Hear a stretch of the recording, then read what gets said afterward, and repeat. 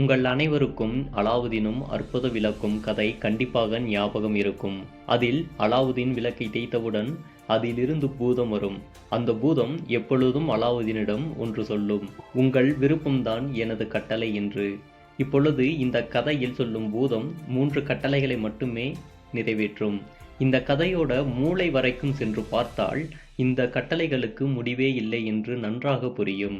இதை பற்றி கொஞ்சம் யோசித்து பார்க்கலாம். இப்பொழுது இந்த உருவக கதையை எடுத்து நமது வாழ்வில் பொருத்தி பார்க்கலாம். இந்த கதையில் என்ன வேண்டும் என்று கேட்பது அலாவுதீன் தான் என்று ஞாபகம் வைத்துக் கொள்ளுங்கள். இந்த பூதத்திற்கு நாம் பல பெயர் வைத்துள்ளோம். நமக்கு புரியும்படி ஜீபும்பா என்று வைத்துக் கொள்வோம். இதை நம் நிஜ வாழ்க்கையில் பயன்படுத்தும் போது அலாவுதீன் மக்களாகிய நாம் தான். ஜீபும்பா என்பது இந்த பிரபஞ்சம் என்று வைத்துக் கொள்வோம். நாம் இந்த பிரபஞ்சத்திடம் என்ன கேட்கின்றோமோ அதை பிரபஞ்சம் கட்டளையாக எடுத்துக்கொண்டு நிறைவேற்றும். உண்மையிலேயே உங்களுக்கு என்ன வேண்டும் என்பதை ஒரு காகிதத்தில் எழுதுங்கள். அதை நிகழ்காலத்தில் எழுதுங்கள். நீங்கள் வேண்டும் என்று கேட்டது உங்களுக்கு கிடைத்தது போல் உணர்ந்து எழுதுங்கள். உதாரணமாக, உங்களுக்கு ஒரு வேலை கிடைக்க வேண்டும் என்று நினைத்து எழுதினால், எனக்கு வேலை கிடைத்துவிட்டது, வேலைக்கு செல்கின்றேன், பிரபஞ்சத்திற்கு நன்றி, இப்படி எழுதுங்கள். எழுதும் பொழுது அந்த வேலையில் இருந்தால் எப்படி உணர்வீர்கள்? அந்த உணர்வை கொண்டு வர வேண்டும். இப்படி கொண்டு வருவதால் நீங்கள் பிரபஞ்சத்திற்கு மகிழ்ச்சியான அலைவரிசைகளை அனுப்புகிறீர்கள்.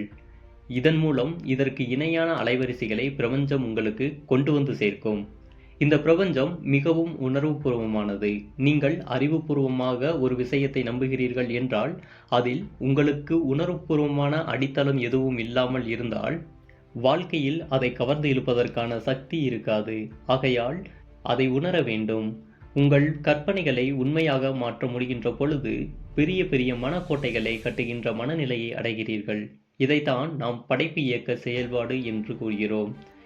ஈர்ப்பு விதியை படித்து பார்த்து தெரிந்து கொண்டு பயன்படுத்தினால் நீங்கள் விரும்பும் ஒரு விஷயத்தை இப்பவே அடைந்த உணர்வு உண்டாக்க எது தேவை என்பதை கண்டுபிடிக்க உங்களுக்கு உதவும். கடைக்கு போய் பிடித்த காரை ஓட்டி பாருங்கள். நீங்கள் வாங்க விரும்பும் வீட்டை முழுமையாக சுற்றி பாருங்கள். அது உங்களுக்கு சொந்தமாகிவிட்டது என்ற உணர்வு உங்களுக்கு பெற எதையெல்லாம் செய்ய வேண்டுமோ அதையெல்லாம் செய்யுங்கள். அதையெல்லாம் ஞாபகம் வைத்துக் கொள்ளுங்கள். அதை அடைய நீங்கள் செய்கின்ற எல்லாமே வந்தடைவதற்கு நிச்சயமாக உதவும். ஒருவேளை கண்களை முழித்து பார்க்கும் பொழுது உங்கள் கண் முன்னாடி இருக்கலாம். இல்லை, அதை செய்வதற்கான வாய்ப்புகள் உருவாகலாம்.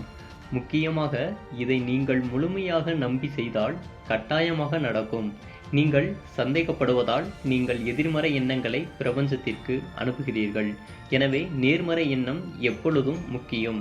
உங்களுக்கு தேவையான அனைத்தையும் உங்களால் கவர்ந்தெழுக்க முடியும். பணத்தை ஈர்க்க முடியும், மக்களை ஈர்க்க முடியும், ஒரு பொருளை ஈர்க்க முடியும். எதை நீங்கள் ஈர்க்கப் போகின்றீர்கள் என்ற விஷயத்தில் கவனமாக இருக்க வேண்டும். ஏனென்றால் நீங்கள் ஈர்க்க விரும்புவது உங்கள் மனதில் உணர்வுபூர்வமாக இருக்கும். உணர்வுபூர்வமாக இருக்கும் பொழுது விரும்பியதை நீங்கள் ஈர்க்கின்றீர்கள். அதுவும் உங்களை ஈர்க்கின்றது. இதுதான் ஈர்ப்பு விதி. இப்படி யோசித்து பாருங்கள். இரவில் நீங்கள் பயணம் செய்கின்றீர்கள் ஒரு 4 சக்கர வாகனத்தில். ஆனால் 100 அடி வரை மட்டுமே வெளிச்சம் தெரிகின்றது. அந்த வெளிச்சத்தை வைத்து நீங்கள் தமிழ்நாட்டில் எந்த இடத்திற்கு வேண்டுமானாலும் செல்லலாம். எப்படி? நமக்கு தெரிய வேண்டியது 100 அடி மட்டுமே. 100 அடியை கடந்தால் அடுத்த 100 அடி தெரியும் என்ற நம்பிக்கை நமக்குள் இருக்கும். அப்படித்தான் நம் வாழ்க்கையும் விரிகின்றது. 100 அடி நம் வாழ்வில் தெரிகின்றது. அடுத்த 100 அடியும் அதுபோல தெரியும் என நம்பினால் போதும். வாழ்க்கை உங்கள் கண்முன்னாடி தெரிய தொடங்கும். தொடர்பதிவுகள் அடுத்தடுத்து வெளியாகும். இந்த பதிவு உங்களுக்கு பிடித்திருந்தால் லைக் செய்து அல்டிமேட் கீக் சேனலை சப்ஸ்கிரைப் செய்து கொள்ளுங்கள். அடுத்த பதிவில் உங்களை சந்திக்கின்றேன். நன்றி, வணக்கம்.